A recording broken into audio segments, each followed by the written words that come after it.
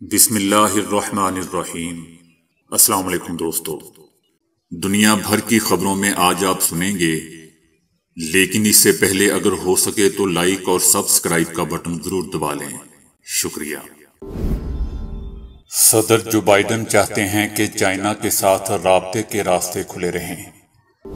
Election اکتوبر میں کیسے ہوں گے یہ پھر کہہ دیں گے کہ پیسے نہیں جنگل کا قانون ہے۔ عمران خان۔ بھارت کی لوک سبھا نے راہل گاندھی کو پارلیمنٹ کی جانب سے نااہل قرار دے دیا۔ عدالتی قانون منظور ہونے کی صورت میں اسرائیل میں بغاوت کا خطرہ۔ افغانستان حکومت کو کمزور کرنے کے نتائج پاکستان تک پھیل سکتے ہیں۔ طالبان۔ رمضان المبارک میں سحری کی ایسی غذائیں جن سے دن بھر بھوک نہیں لگے۔ رمضان المبارک سے غریبوں کی مدد کی اہمیت بھی اجاگر ہوتی ہے۔ نریندر مودی۔ چائنا نے فضائی حدود کی خلاف ورزی کرنے والے امریکی طیاروں کو بھگا دیا۔ عمران خان سیاست دان نہیں، یہ ہیرا پھیری، فراڈیا اور تخریب کار بھی ہے۔ نواز شریف۔ پرانے زمانے میں مکہ میں رمضان کیسے گزرتا تھا، لوگ ٹیلی فون سے رابطہ کرتے تھے۔ تو آئیے چلتے ہیں خبروں کی تفصیل کی جانب۔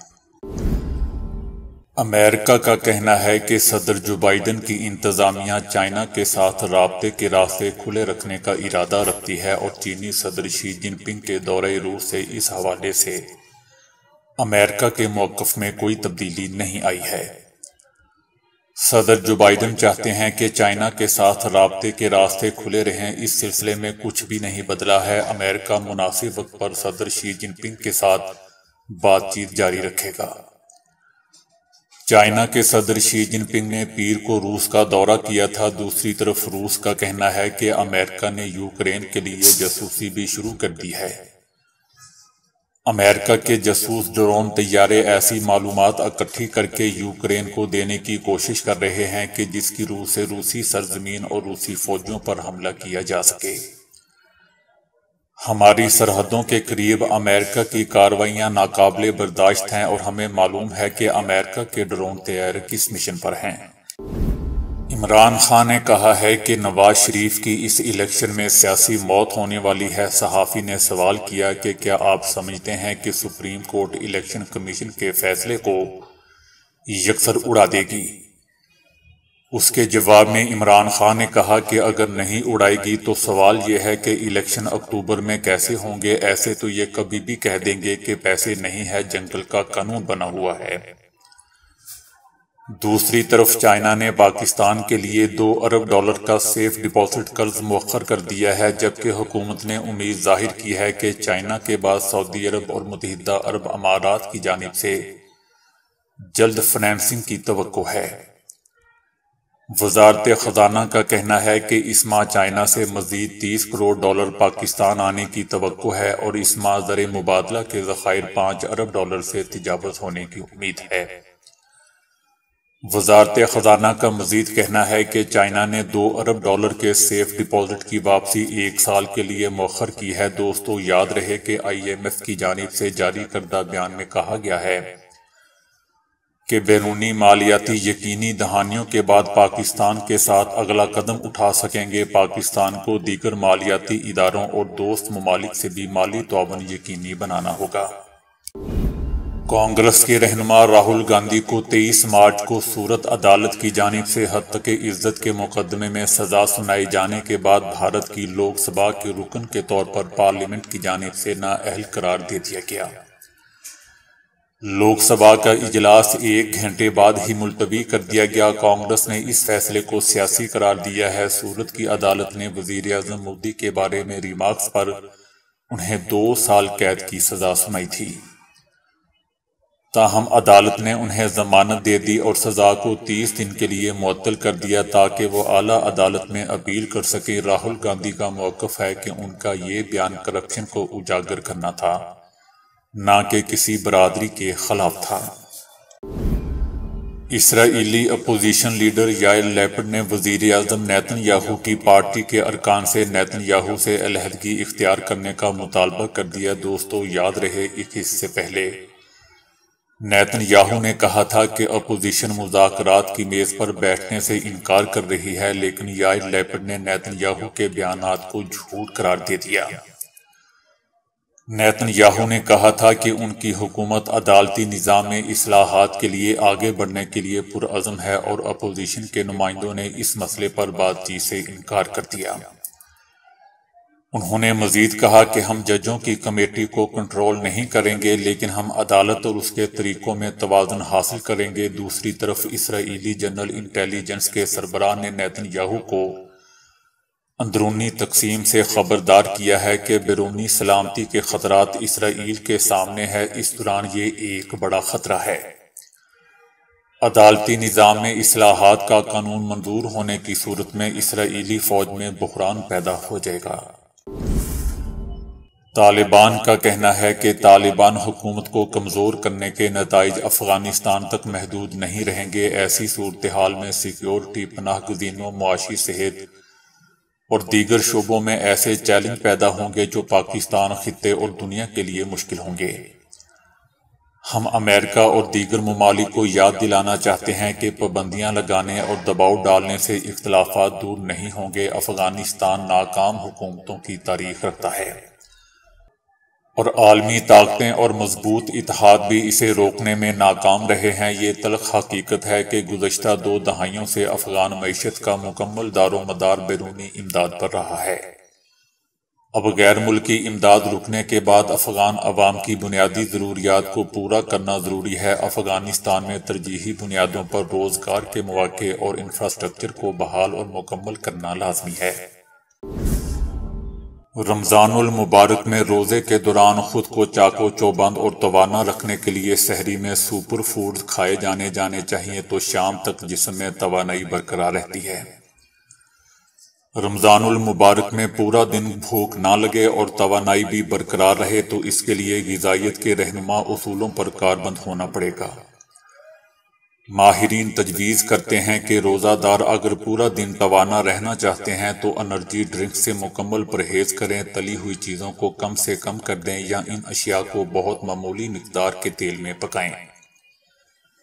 براؤن چاول ایک شاندار غذا ہے۔ پورا دن توانائی کے حصول کے لیے یہ اہم ہوتے ہیں۔ یہ جسم کو کاربوہائیڈریٹس اور پروٹین سے توانائی پیدا کرنے میں مدد دیتے ہیں، جس سے پورا دن بھوکا رہنے کے باوجود جسم کو توانا اور توانائی ملتی رہتی ہے۔ پالک آئرن توانائی اور چستی کے لیے سب سے اہم ہے، جو پالک میں وافر مقدار میں پایا جاتا ہے۔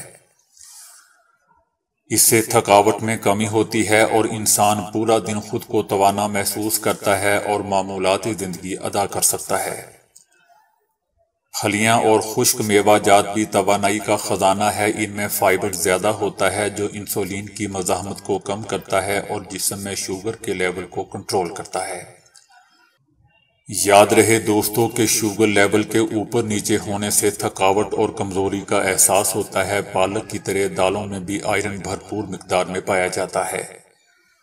آئرن سے جسم توانا اور تندرست رہتا ہے۔ اس سے کمزوری اور تھکاوٹ کی علامتیں ختم ہو جاتی ہیں۔ پورا انڈا بوائل کر کے کھانا توانائی فراہم کرنے والی غذاؤں میں سب سے بہترین آپشن ہے۔ یہ توانائی کا خزانہ ہے اور خون میں شوگر لیول کو کنٹرول کرتا ہے۔ ماہرین شکر قندی کو بھی دیر پا توانائی فراہم کرنے والی غذا قرار دیتے ہیں، کیونکہ اس میں وٹامن اے اور سی کے علاوہ فائبر اور پیچیدہ کاربوہائیڈریٹ ہوتے ہیں جو قوت مدافعت کو بھی بڑھاتے ہیں۔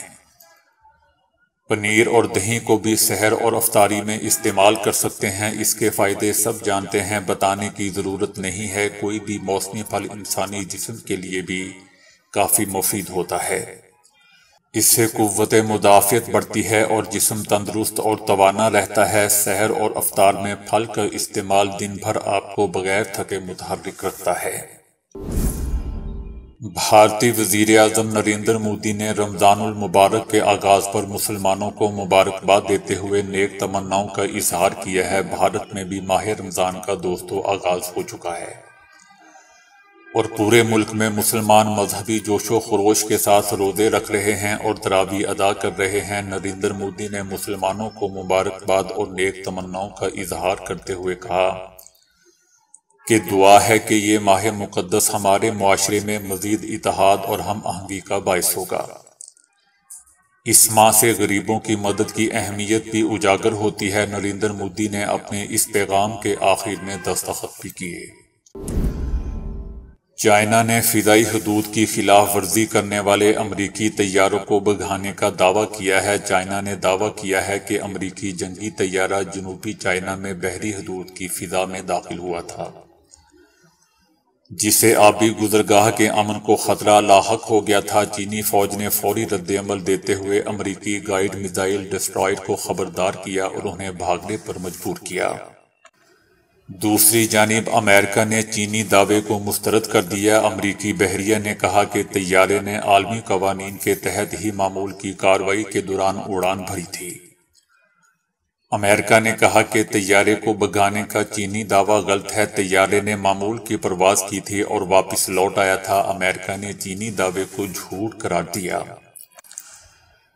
دوستو، چائنا بحیرہ چین کے زیادہ تر حصے پر ملکیت کا دعویٰ رکھتا ہے۔ یہ سمندر کا حصہ ہے جہاں سے ہر سال کھربوں ڈالر کے سامان کی تجارت ہوتی ہے، جبکہ اس کے بارے میں بین الاقوامی عدالت کا فیصلہ ہے کہ چائنا کا یہ دعویٰ قانونی لحاظ سے بے بنیاد ہے۔ فلپائن، ویتنام، ملیشیا اور برونائی سب ہی سمندری حدود پر اپنا اپنا دعویٰ رکھتے ہیں، جبکہ امریکہ اس کے ذریعے بحری جہاز بھیجتا ہے۔ امریکہ اس علاقے میں جہاز نیویگیشن کی آزادی کو یقینی بنانے کے لیے بھیجتا ہے۔